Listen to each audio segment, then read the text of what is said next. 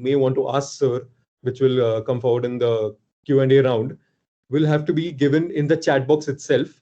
I'll once you give the questions, when the Q&A sessions come, I'll ask the questions one by one with your name. And please do not unmute your mic or start your video at any occasion. So please maintain the decorum of this entire meeting as well. And without further ado, sir, I would invite you to take over the dais and commence this lecture, sir.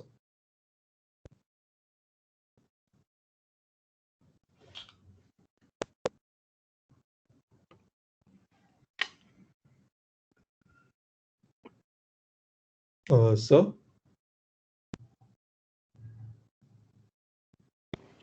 Okay, am I audible now? Yes, sir. Yes, sir. Okay. Hi, all of you. I hope all are good, feeling healthy and hearty in this time of pandemic. And I hope all your studies and the curriculum has been going on well for the whole of the year. Okay, so good, I got this opportunity to talk to you people on this topic, which is of more of a practical importance, and it is more a topic of practice rather than a legal topic, because as you all know, this aspect of mediation and negotiation, these are the fields of practice, or these are the methods of practice where there are no legal or I would say there are no statutes involved in the actual conduct of these types of practices. Now, what do I mean by that? Basically, whatever methods of dispute resolution we have been following till date, or which are mostly popular, is the dispute resolution through the machinery which has been established by the Constitution and by the various enactments which are formed for the establishment of a judicial machinery. Okay, as we all know, under our Constitution, there are three wings of the state, that is the judiciary, the executive, and the legislature. So the judiciary is a separate wing of the state, and there are various tiers of the judiciary. At the top level, the Supreme Court, the High Court, the Mofussil or the district level courts. But every establishment in this judiciary has a backing of a statute. So the Supreme Court and High Court are constitutional courts formed by the Constitution itself. And the courts at the district level, for each state, they have their own Civil Courts Act by which these courts are formed, in which there are again various levels. There are the courts of junior division, the courts of senior division, the district judges, and their jurisdiction is fixed, their pecuniary, their subject-wise jurisdiction, everything is fixed. The courts which are relating to matters of labor, industry, the courts which are relating to say consumer, these are the various aspects. Administrative tribunals, green tribunal. So these all judicial establishments, they all have their existence or the origin of their existence from a statute. Now the aspect came about alternatives for this dispute resolution mechanism, which is an alternative to the established courts or judicial machinery. This aspect has been there in existence since a very long time, especially in Indian culture. There have always been the mechanisms of alternative dispute resolutions. If you all know, there has always been the system of a Gram Panchayat or a Panchayat specifically, which has been utilized by the various village communities for resolving the disputes at the village level itself without even going to the court. If some of you must have read that story of Munshi Premchand, which is titled as Pancha Parameshwar. So the concept was that the panchayat or the panchas who are sitting in the panchayat, they are representatives of the god. So that was the level of sanctity which was given to these type of panchayats. So these were all alternative dispute resolution systems. The various what we call as trade organizations were there who were having their own arbitrators and mediators and conciliators, and all these types of concepts were there.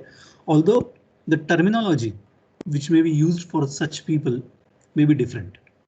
But this type of system has always been in existence in Indian culture and Indian judicial system. I'm talking about Indian judicial system because the judicial system which is now in existence is an outcome of the British rule in India. So it is the British system of the judiciary. The alternative system for dispute resolution was needed because of the burden which the judicial system is experiencing, the workload which the judicial system is experiencing. So this alternative system of dispute resolution, the need was felt. The first enactment which came into existence about this system was the Arbitration Act of 1940, and now it is the Arbitration Act of latest one with the latest amendment of 2015. This Arbitration Act is an enactment about arbitration and conciliation. Again, this is an alternative dispute resolution system, ADR in short what we call. Now this is alternative to what? It is an alternative to the established judicial system which is established by constitution or statute. Now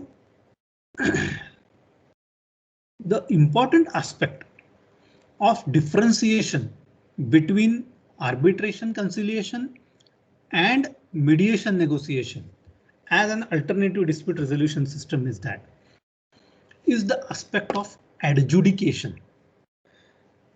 Now, what is this concept of adjudication? Two people have a dispute. They are not in the position to resolve it. They are not in the position to solve it.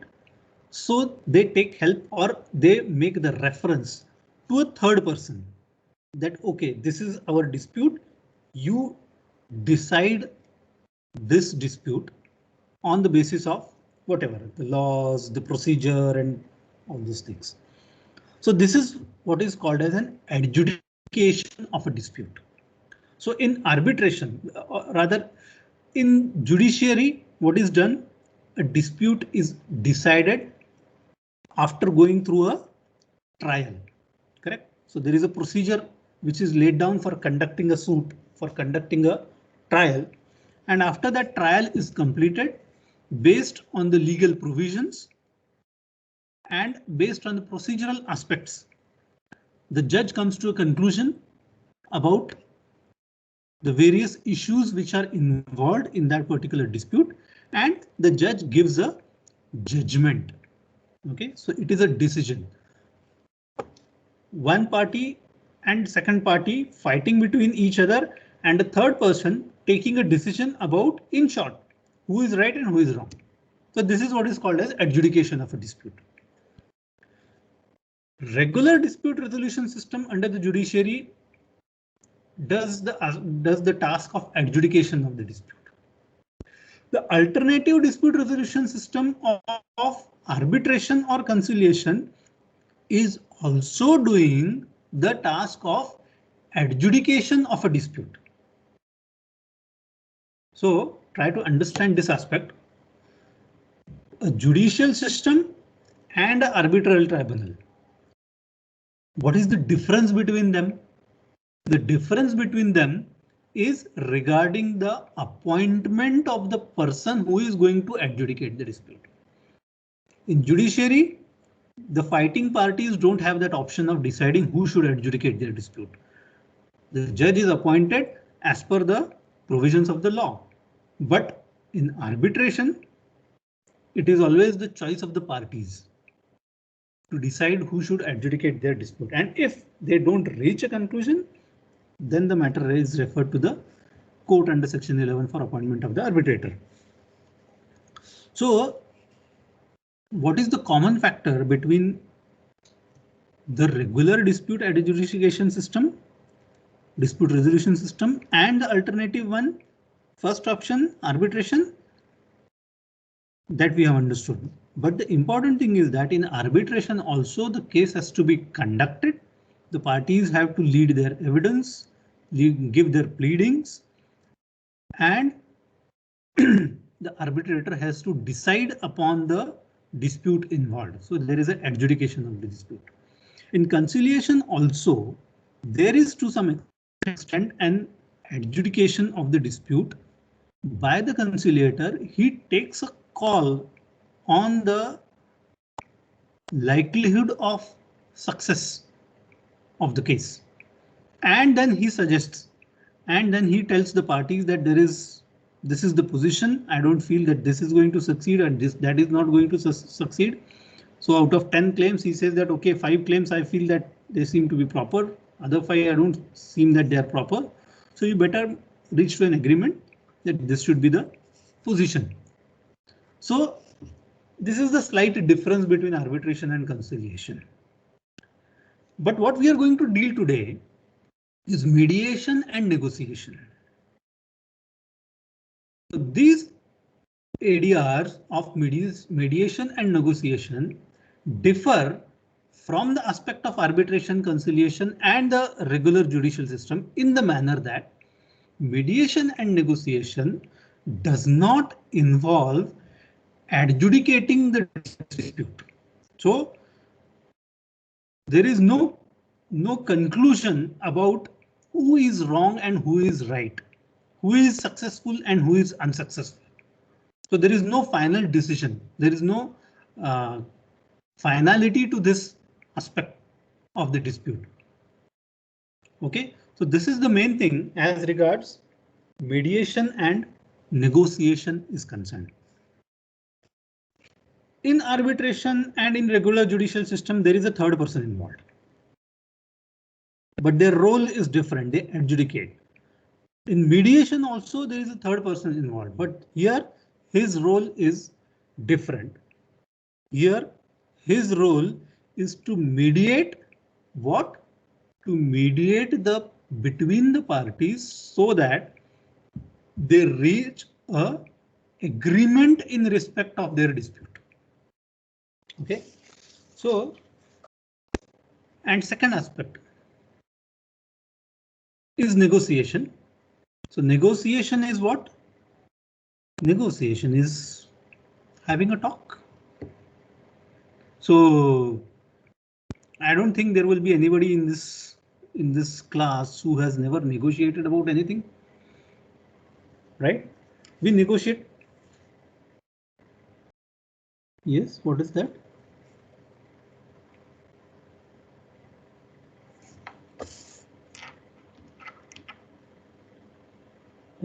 Are there questions coming or what was that? No, sir. There was no question. Okay, just one second. Just one second.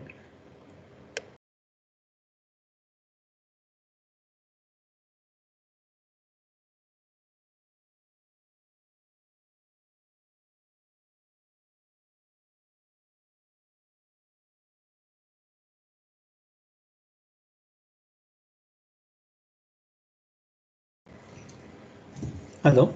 Yeah. Am I audible now? Yes, sir. Okay. So now we are considering the aspect of alternate dispute resolution by way of mediation and negotiation. Now, before going to this aspect of whether they are a good alternative or whether they are not a good alternative, we need to understand what are they for. See, negotiation is something which we do in our daily life. Whether we go to purchase our vegetables, or whether we go to the Hong Kong lane, or whether we are going to the Tulsi Bagh. Okay, we are always negotiating for small things, isn't it? So, but this is a negotiation at the stage of entering into a contract. But what we are considering today is a negotiation for resolution of a dispute.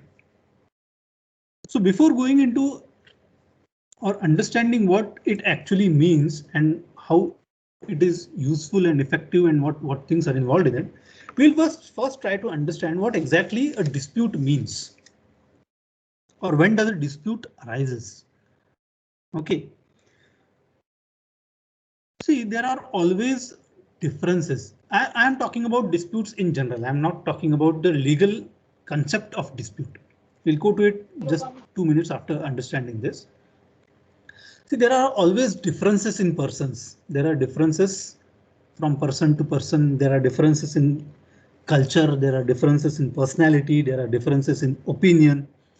There are differences in situation. So these differences are always going to be there. No two situations, no two persons, no two cultures, no two opinions are going to be exactly the same. When these differences are there, and if these differences are not resolved, see, when does the requirement of resolving the differences comes? When two persons interact, when two persons come together, correct? In what manner persons come together? They come together for working, they come together for living, or they come together just for interacting with each other.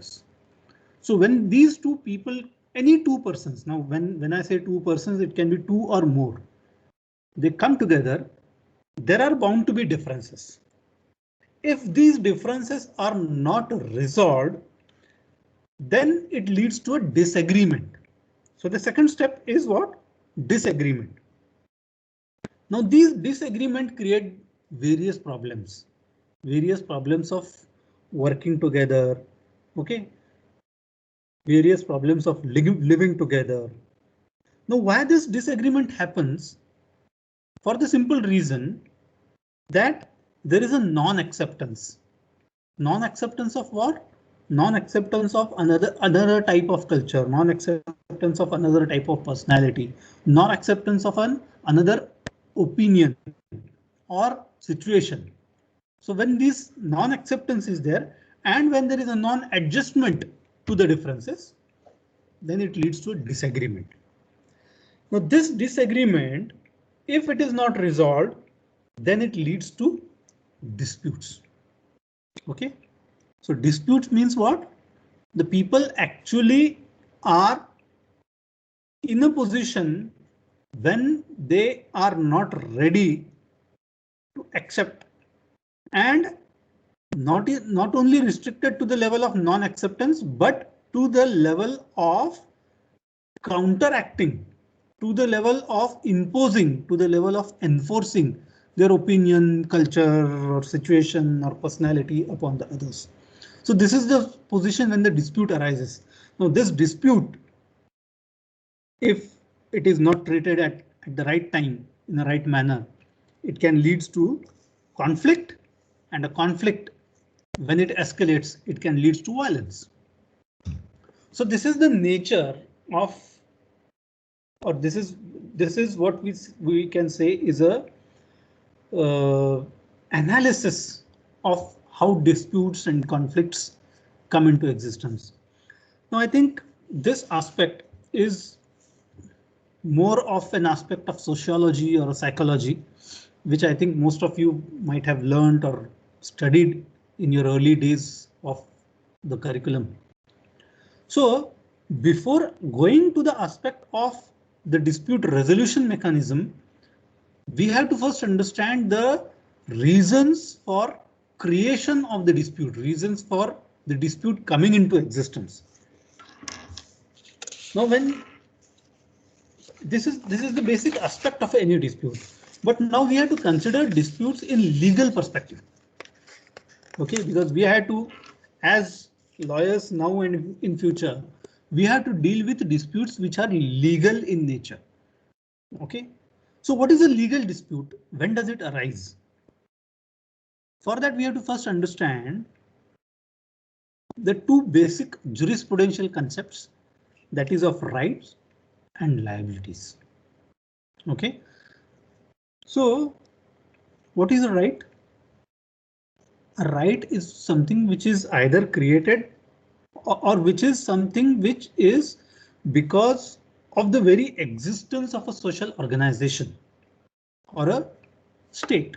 So whenever there is a organized, whenever there is a civilized society, there are certain rights. Right to life. Is it a right which is created by a statute? No. It is available to every human being. So what we call as human rights, they are not rights which are creation of any statute or any constitution. Even if there is nothing like that, still these rights are in existence. So this is the way the rights are created. Then there is a statute which creates right.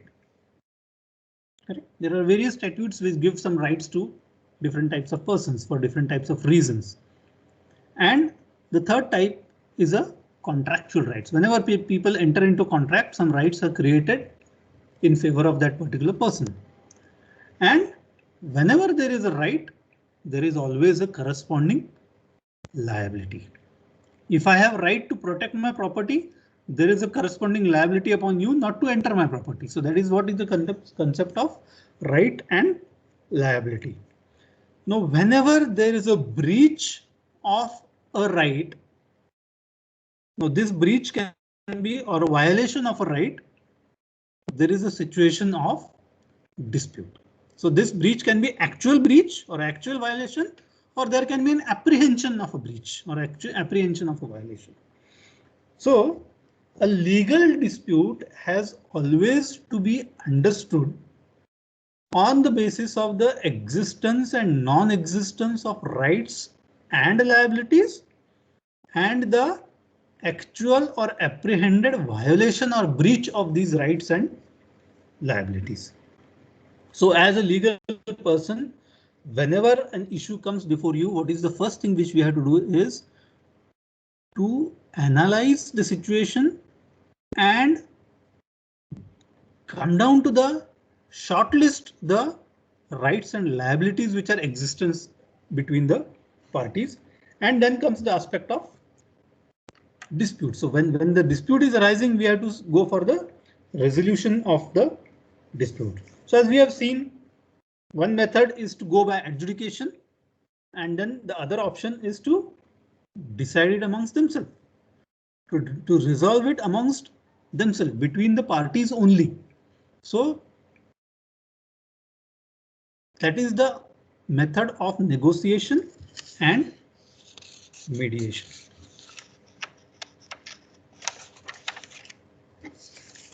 So we will come to the first aspect, that is of negotiation.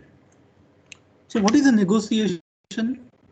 It is basically, in the most basic form, negotiation is nothing but exchange of views and issues between the concerned parties. Okay, so consider a situation, most simplest form of contract, a sale of goods.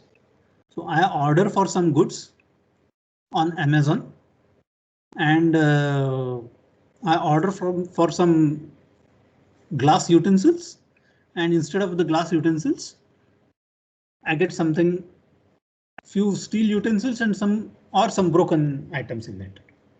Okay, so here comes the aspect of a dispute, right? Why? Because there is a contract.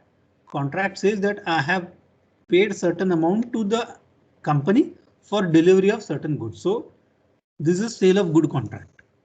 Okay, now there is a dispute between me and the company. So we decide to negotiate out that dispute. Why there is a, see, when there will be a dispute, when I have a right and it is violated and the other party is not ready to accept it. Correct? Dispute comes when the other party is not ready to accept it. It has some other theory about it. So if I say that I had ordered some glasses and the Amazon person says that no sir, you had ordered some bowls. So there is a dispute. So question comes, what is to be done right? So then firstly, what I try to do is I try to raise this issue with their manager, some higher authority, and then see if something can be worked out on this. Now, negotiation is an exchange of views and issues. So I try to put up before those people that what are my views on this and what are the issues which are there. Second aspect of negotiation is understanding the other side. Correct? So if there is no understanding of the other side, there can be no negotiation at all. Absolutely. And third aspect is an element of patience with a intention to have a dialogue. So if I say that I pick up the phone, call up the manager, I want this thing to be replaced in 5 minutes. What he will say, sir, it cannot be done. Thank you. So that is not a method of negotiation. I want that dispute to be resolved. I want that problem to be solved. So there has to be some element of patience which is to be involved in the aspect of negotiation. So negotiation is the method by which the two disputing parties have a dialogue, have an exchange of views, have an interaction, understand each other's views, and with patience try to work out a solution for the problem in it. Okay, so there are few aspects, important things which are to be kept in mind or which are to be involved in the process of negotiation. Negotiation basically involves leaving out the personalities. Okay, means what? If I come down and sit on the table of negotiation saying that, OK, I am the boss, now talk to me. I'm not, you are something which is who is incognizable. There cannot be any negotiation. So unless you are leaving out the personalities and unless you are looking for the opportunities to settle it, negotiation cannot happen. Then second aspect is keeping the emotions aside. I feel very hurt that I have paid so much money and what I have got was something which was rubbish. If with that emotion I keep on talking, the negotiation will never happen. Third aspect is there should not be any fear while negotiating. You're going and talking to a builder about buying a flat. He's a very big builder.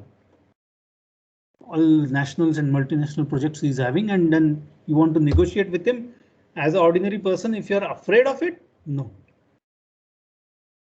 What in the underworld they called as Mandavli? Keeping the gun at the table and then saying, OK, talk now. That is not a negotiation. The fear aspect has to be out of the aspect of negotiation. Then there has to be sincerity of efforts. Real intention to negotiate and settle is the most important thing. I'll tell you a very interesting occasion or a very interesting incident. There was one dispute in respect of a land which few people had come together and purchased.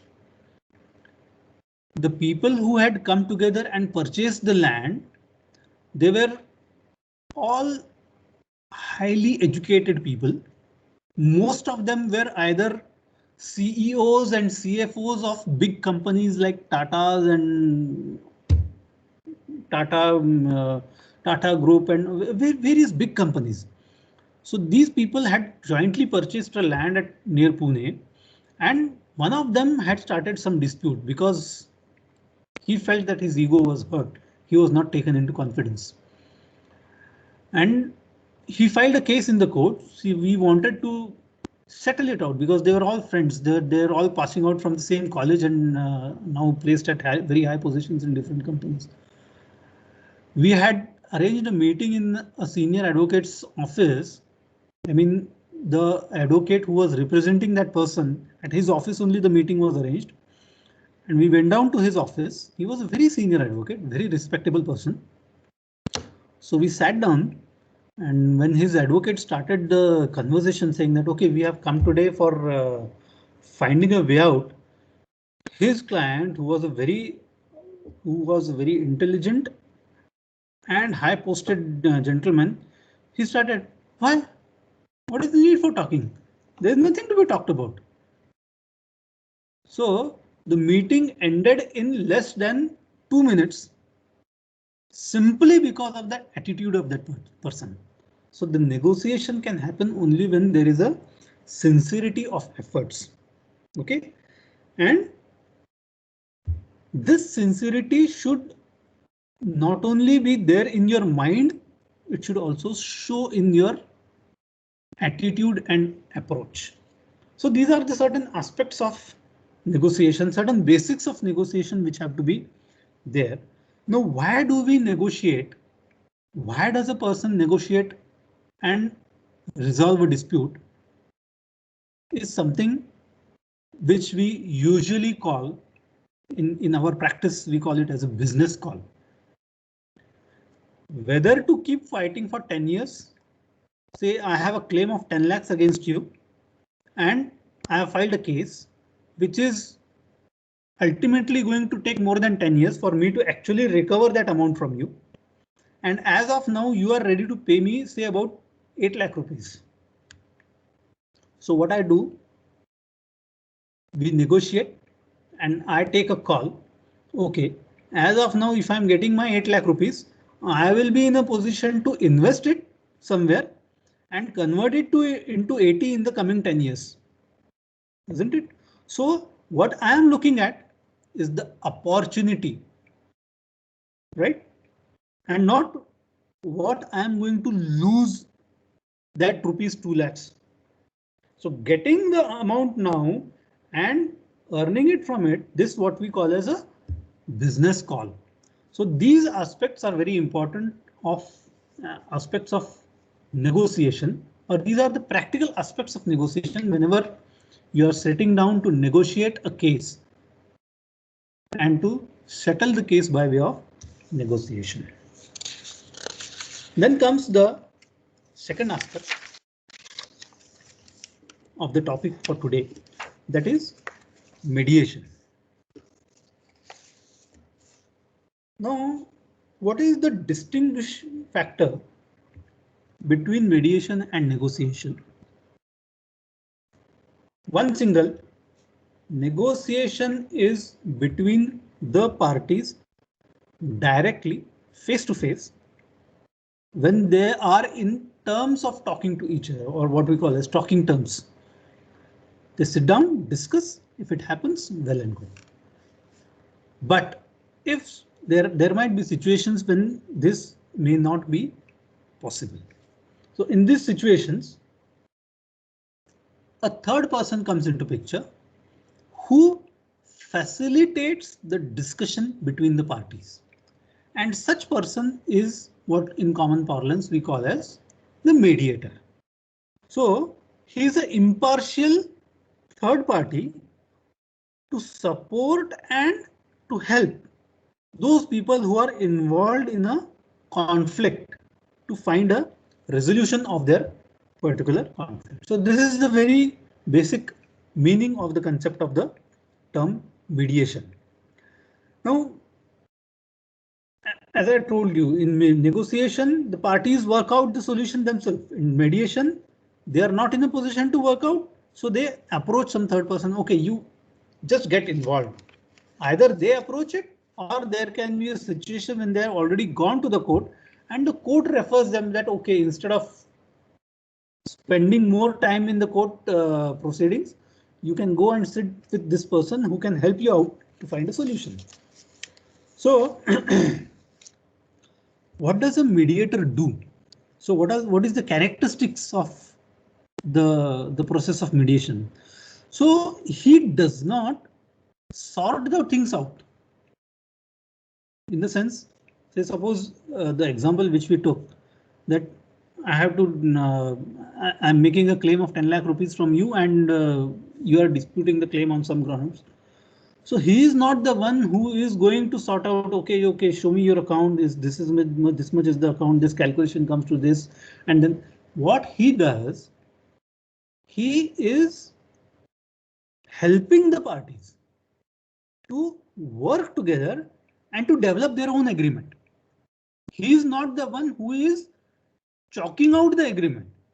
It is the parties who are chalking out the agreement, but he is bringing their minds to a situation when they are in a position to chalk out the agreement. Okay, so this is the main difference, or this is the main aspect of mediation. This is the main feature of the mediation. Now, what happens, or how the mediation takes place? What are the steps which are to be taken in mediation process? Now, there is one thing. The first step in mediation process is the preparation for mediation. Now, what is this preparation? The very first step in preparation is to prepare the mindset of the parties that, okay, let's mediate. Let's involve someone who will help us out in reaching an agreement for our dispute. So there are some basic rules which are to be followed for conducting a mediation. And what are those? First thing is about communication, and second thing is about the confidentiality. How we are going to talk about it. So it might happen. Take for example a matter which is between a husband and wife, a matrimonial matter or a family matter within the family members.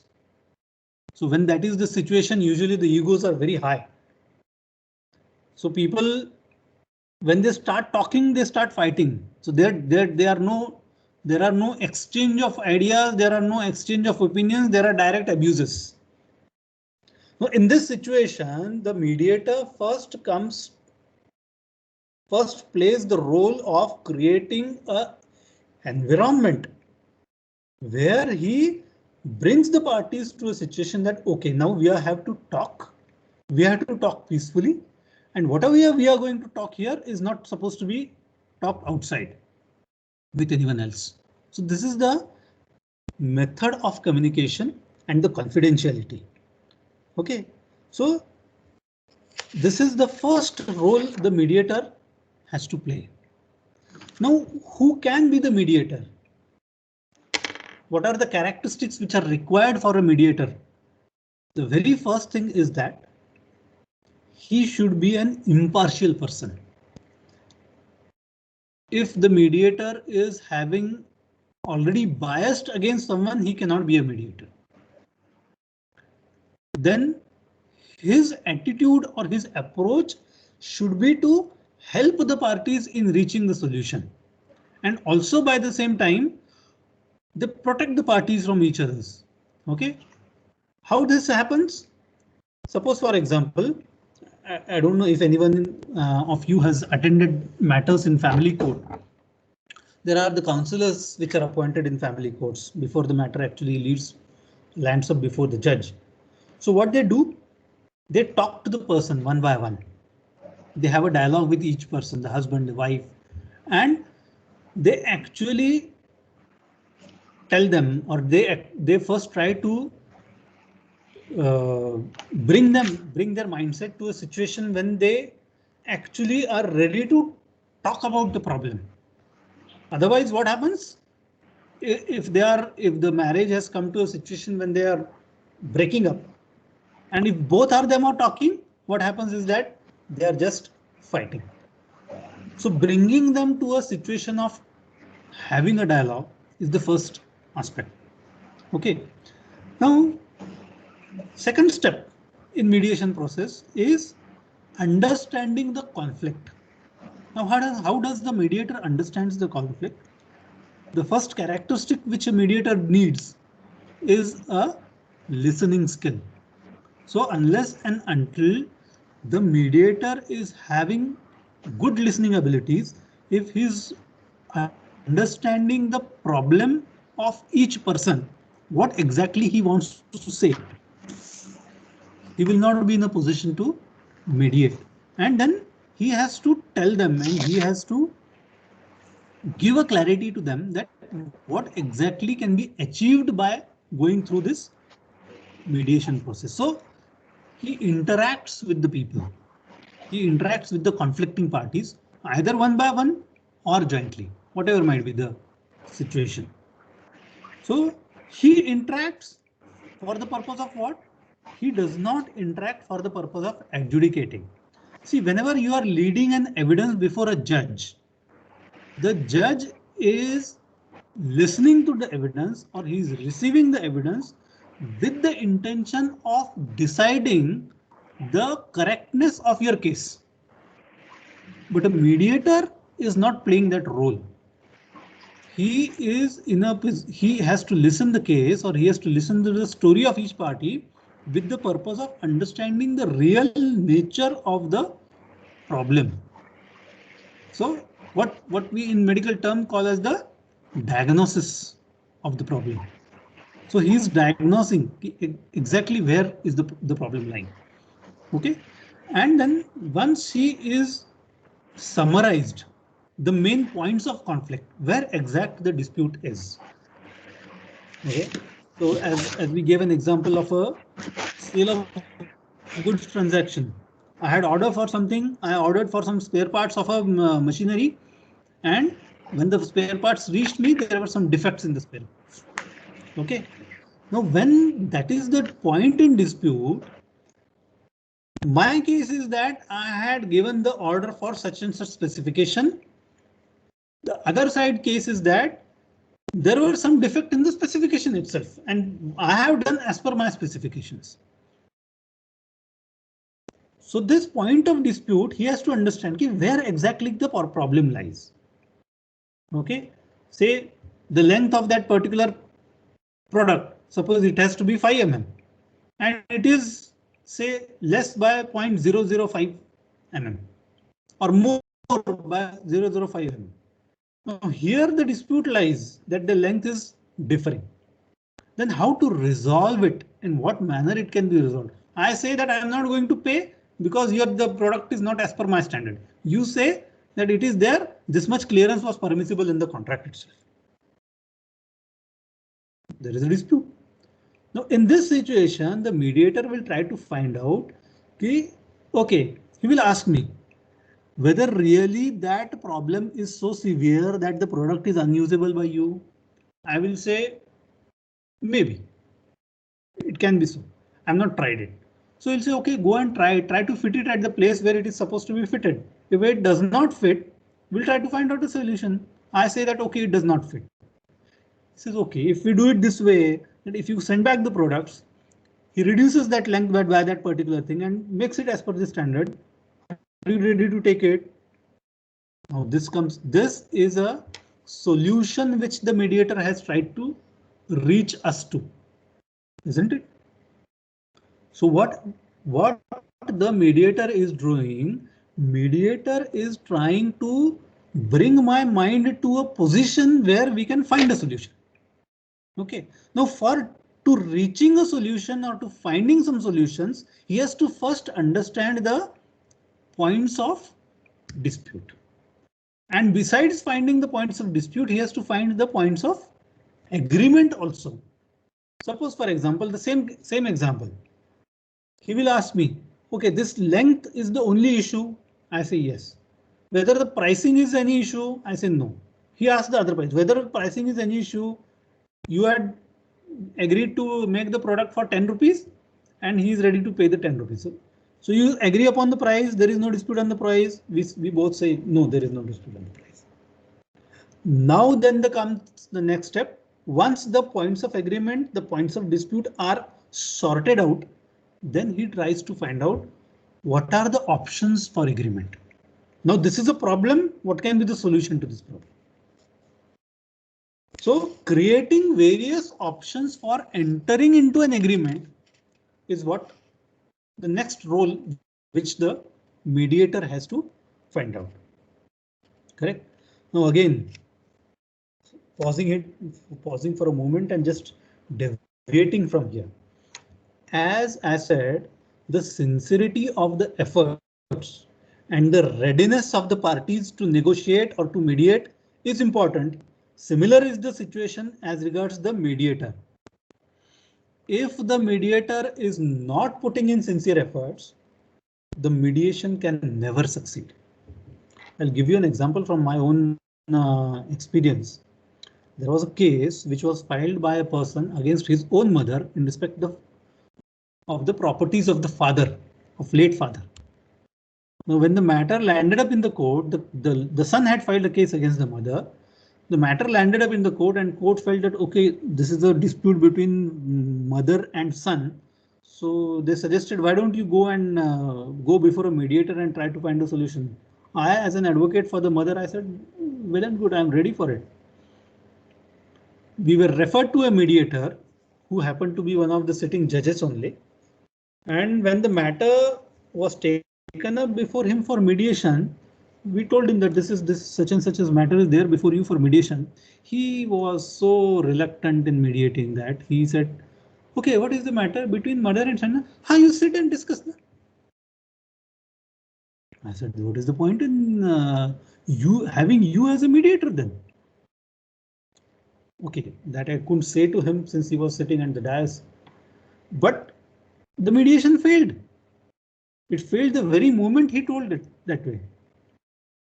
So if the parties are not in a position to talk by themselves with each other, then bringing the parties to talking place, bringing the parties to talk with each other by creating an environment, by creating a mindset is what the mediator has to do.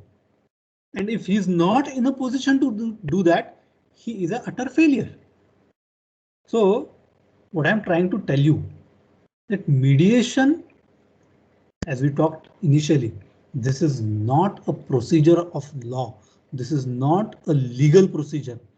It is mostly a procedure of playing with the psychology of the parties. Bring the parties to control the minds of the parties in such a manner that they feel that instead of fighting the case for 10 years in the court, it will be better if we settle it here. So this is what the main role of the mediator is. So he creates an option for the agreement which can be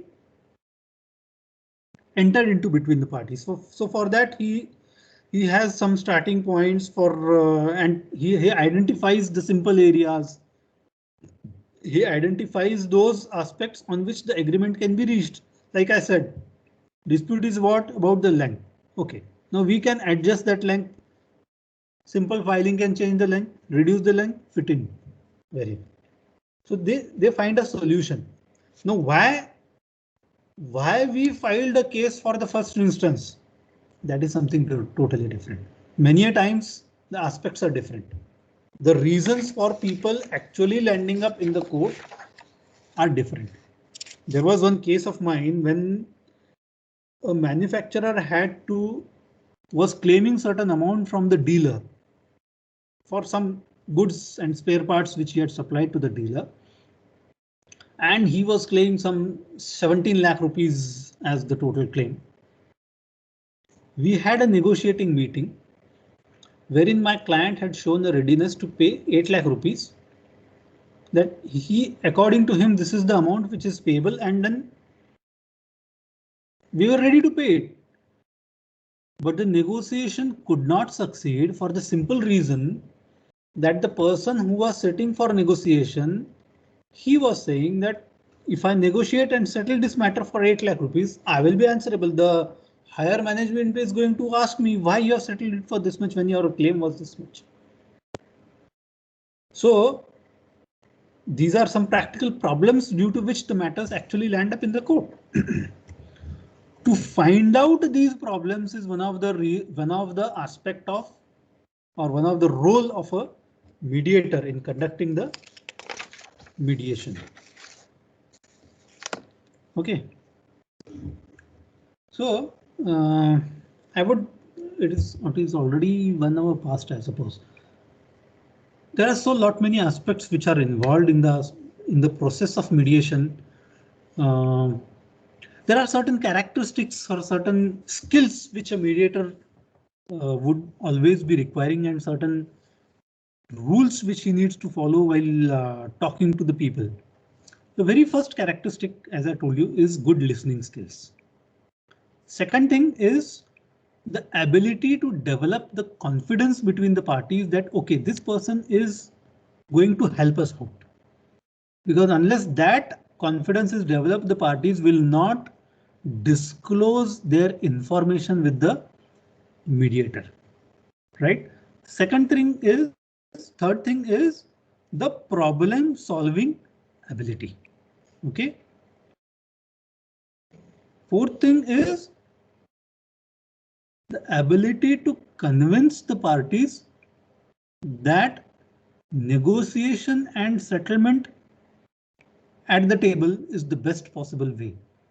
So besides that, he should also have the legal skills to analyze the problem and also to make an assessment of the strength of each and every case. I hope I'm clear. Suppose, for example, I have filed a case. The same example, if we take, I have filed a case for recovery of the money. I have my own stand and the other party has its own defense on it. Now, when the matter is landing before a mediator, he should be in a position to understand, he should be in a position to assess the merits of my case. He should also be in a position to assess the merits of the defense of the other side, so that when he is interacting with me, he will be in a position to tell me, see, these are the plus points in your case, these are the minus points in your case. Now, when there is a both plus and minus points, there is a likelihood that you may win or you may not win. Now, if you are going to fight the case for 10 years and at the end of 10 years, if you don't win, then what is the position? Because there is a likelihood that you may not win. So how he will be able to tell this, that I may not win? He will be able to tell it only when he has the ability, legal ability, to assess the merits of my case. Okay. So listening skills, the ability to clarify the problems, emotional intelligence. Okay. Why this emotional intelligence is needed? Many a times, as I said, the matters land up in the court just because there are very strong emotions. No, I have to teach him a lesson. This is the emotion behind filing the case. Teaching him a lesson is such a strong emotion, or I am fighting this case for my principle, is such a strong emotion that to understand these emotions and the various emotions which are involved in filing the case, the person should have that emotional intelligence. He should be able to summarize. There should be empathy. That is what we call as the sincerity in actually finding out the solutions, and then being unbiased, impartial. Okay, so these are some of the aspects, practical aspects of the process of mediation. And I think that within this time, this was the most thing which we could cover in these two aspects of mediation and negotiation. And to some extent, I have orally tried to cover up that portion of the syllabus which was sent to me by Tarote sir in different wordings, of course. So I think if anybody has any questions, we can go for it now. If anyone in the audience have any questions, please put them in the chat box, and I'll go through them one by one and ask them to sir.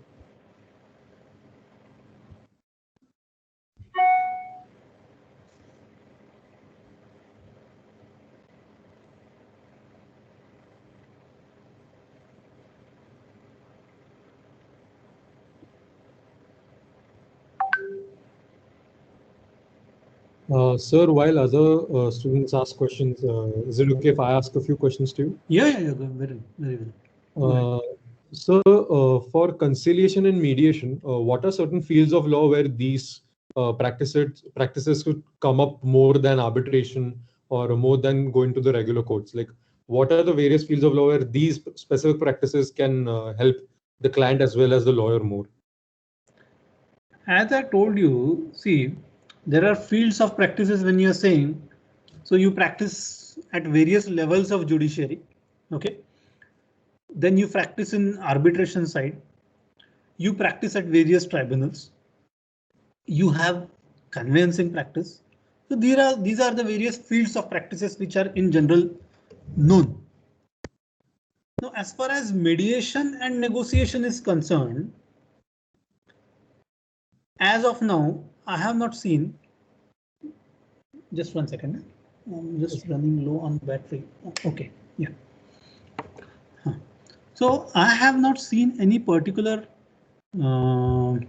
firms or organizations as such who are actually doing this, or this is yet to develop as a field of practice. Simple reason.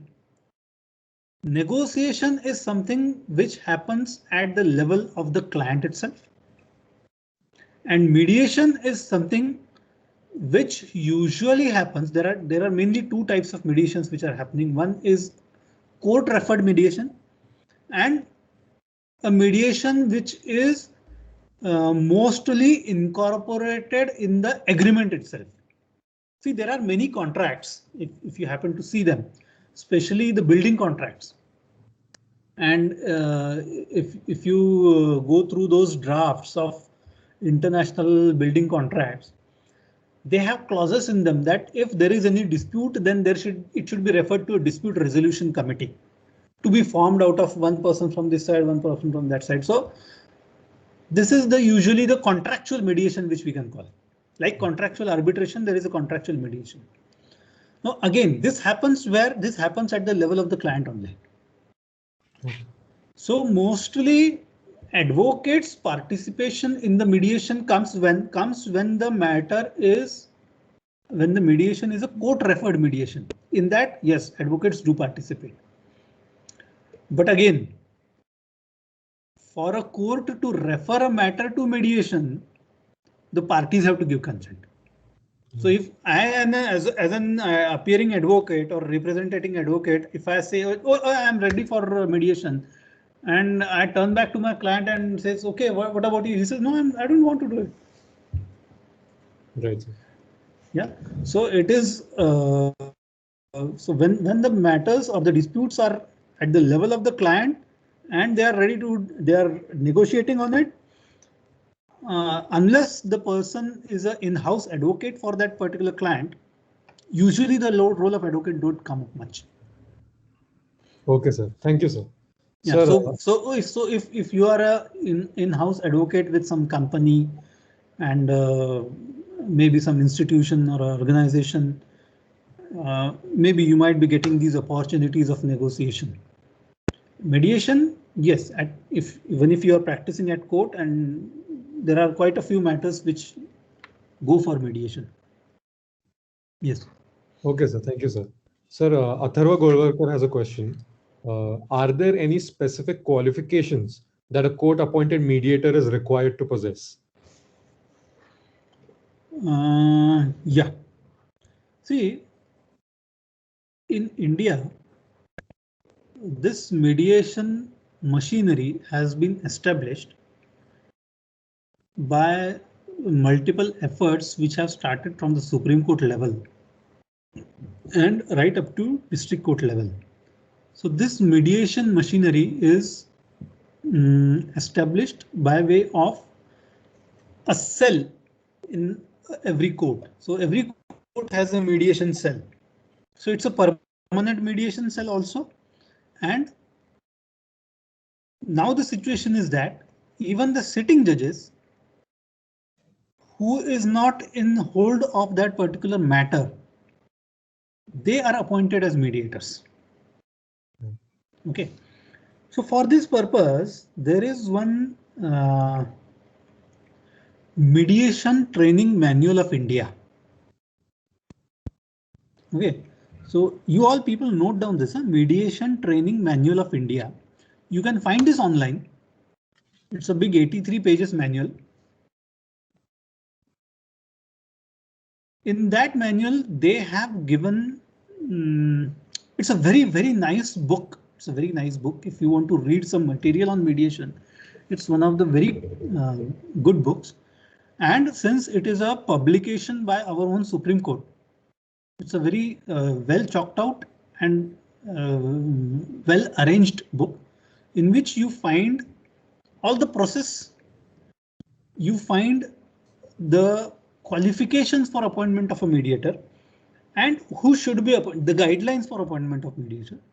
In that they have said that who should be appointed, who should not be appointed. So usually they give preference to retired judges, experienced lawyers, experts from the fields.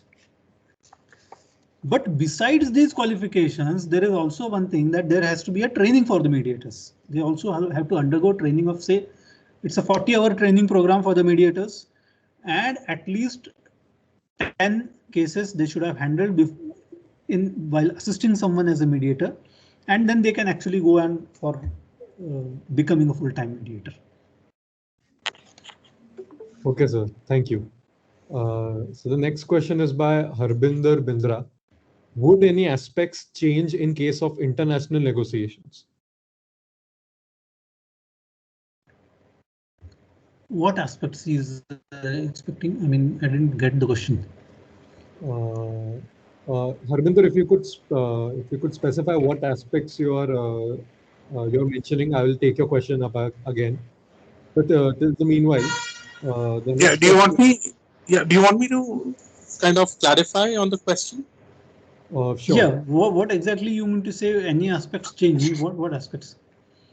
Well, sir, you see, one is negotiation with domestically aligned entities, and you could have negotiations where there's a foreign element, not only a foreign element, but different countries as well.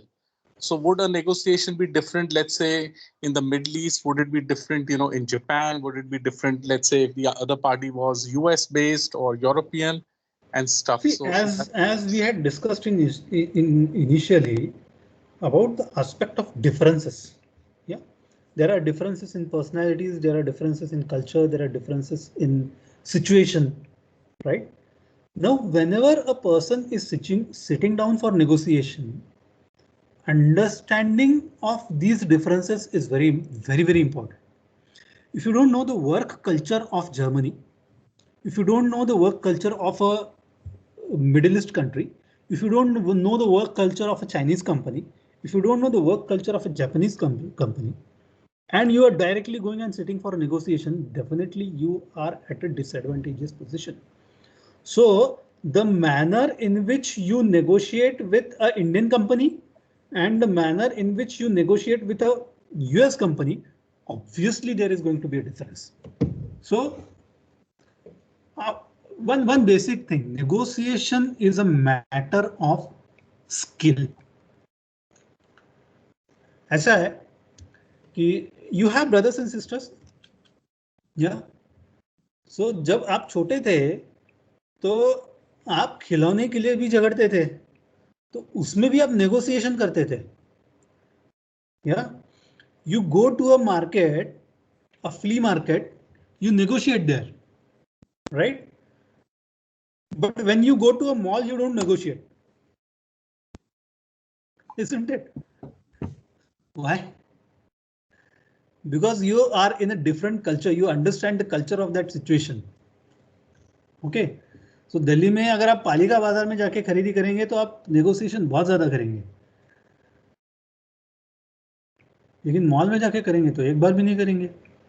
See, the culture is different, the situation is different. So aspects, obviously they are going to be different when you're talking with different kinds of people. So adjusting your manner of handling the situation or manner of talking is what is the skill. Yes. Okay, sir. Thank you so much, sir. Sir, the next question is by Priyanka Pokre. Are these mediators judges or only, or even senior advocates? I think I have answered this. No? I've answered this. So the latter part, can even senior advocate act as mediator? Yes, as I've told, no, in that manual there is given that at least 15 years practice advocates have to be appointed as mediators. That is already there. Okay, sir. Judges, sitting judges, retired judges, senior advocates, all can be there. Okay, sir. So the next question is by Alhad Dange. An arbitration award cannot be challenged. What are the ways in which a mediator must analyze to come to a proper award? See, Alhad has not got one basic concept which I told at the very start of my lecture. Mediator never passes an award. What arbitrator does, arbitrator passes an award. So what he is doing, he is adjudicating the dispute. Like a judge passes a judgment, arbitrator passes an award. But mediator never passes an award. Right. Yes, I think one more question was there at the top. If mediation plays such important role in speedy disposal of the case, then why it is not considered as a legal process? It cannot be, because the first basic important thing is that it's voluntary. Right, sir. Yes. So next question is major disadvantage or setback of mediation in your opinion? Major disadvantage. See, Naushin Anistam. One thing is there, mediation is an alternative system. Mediation comes into play either before starting the case or after starting the case, whatever situation. Now, when the court refers the matter to the mediation, if the mediation fails, there are always time period given, say 30 or 40 days time period. If it has to happen, it has to happen within this time period. Otherwise, the case proceeds. So if the disadvantage is that it may happen and it may not happen, mediation, the success is uncertain. So this uncertainty is the major disadvantage. And how do you address that uncertainty? Keeping the matter alive in the court. Yeah.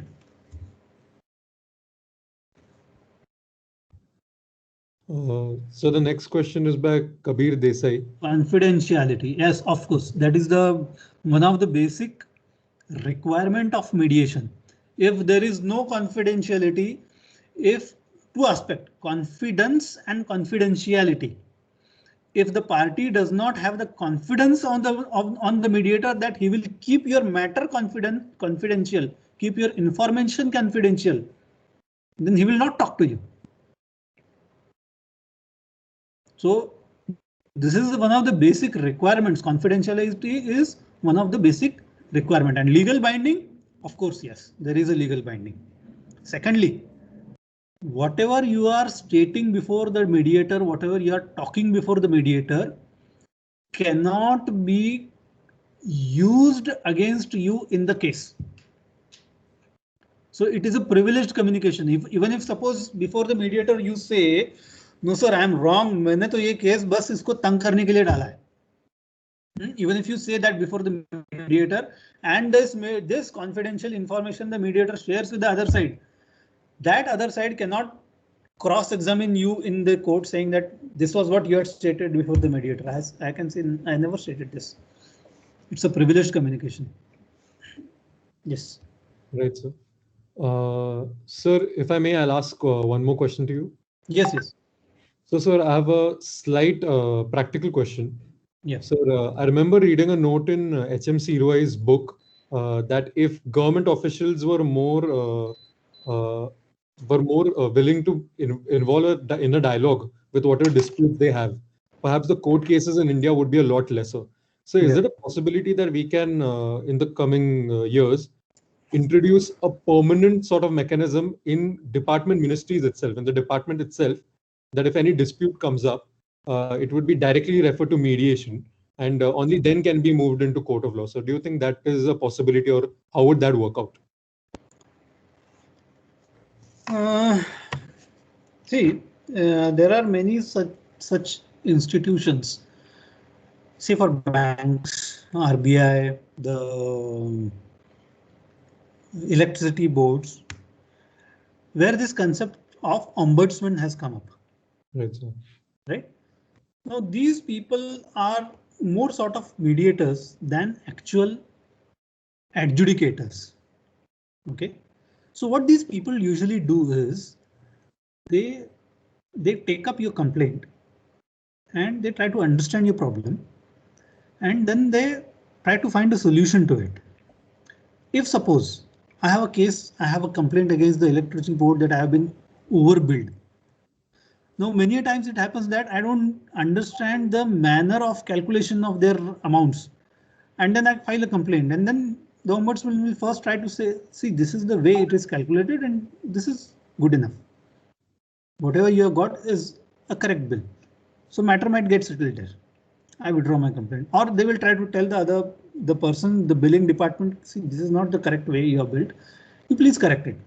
So they might correct. So these types of institutions or mechanisms are already in place for many of the places.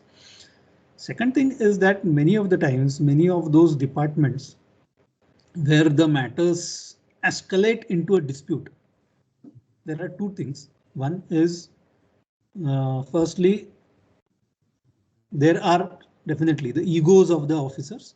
Right. Secondly, his insecurity in the job, because he is working for the government, and if he does anything which according to his superiors can be construed as a thing which is against the government, then he will not do it, even if he knows that it is right thing to do it. Right? So these aspects go about. And third thing is then apathy towards the people. Right, sir. Yeah. Okay, sir. We'll have one last question from Prashant Deepak Kadam. He asks, is there any duration for the mediation process? Yeah, as I think as I talked about, there is, I think, if I'm not wrong, it is 40 days period. So if within that period, 30 days or 40 days, I'm just doubtful about that 10 days aspect. But if it does not happen, it has to be, the matter goes back to the regular court where it is pending. Right, sir. Thank you, sir, for clarifying our doubts and answering our questions, sir.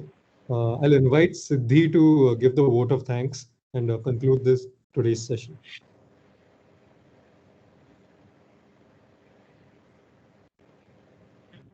Hello, I hope I am audible. Yes. Yes. Yeah, thank you, Aditya, for handing it over to me. Good afternoon, everyone. Special good afternoon to Advocate Shailendra sir, as special invitee today, for being here with us on a very short invitation, I guess. And despite his busy schedule, he has taken some time out for us for this session. I am really thankful for you, sir. I'm really thankful for this session, and thankful for being with us today on a very issue like mediation and negotiation. These two are methods which are very amicable in ADR, and getting to know about its realistic and practical approach from a person as experienced as you, I think is something that we should be really grateful for. Thanks a lot again for enlightening us, sir. And I would also like to thank Advocate Nitin Apte, sir, who is the chairman of our college committee, our principal Nalini Ambad ma'am, for their able guidance and encouragement in every opportunity that comes by us, and which is always grabbed by them for us, and the rest is assured always. And I would, last but not the least, also thank every toiling hand which has worked very meticulously behind making this session a great success, like our volunteers, the faculty members, our ADR professors, Sudhir sir, for making this practical training subject, an actual practical training subject in these tough times. And also all our attendees for cooperating and meticulously maintaining the decorum of this session. So yes, I think this is it. I would again thank you, sir, for enlightening us. Over to you, Aditya. Yes, thank you, Siddhi. And once again, on behalf of this entire college, we thank you, sir, for enlightening us with your knowledge and expertise. And with that, we end the session. Thank you, everyone, for attending, and have a good afternoon and have a good rest of the day.